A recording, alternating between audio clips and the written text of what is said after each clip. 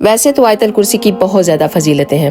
آج میں آپ کے سامنے 3 بیان کروں گی، پلیز ان کو ضرور سنیے گا اور اسکپ نہ کیجیے گا.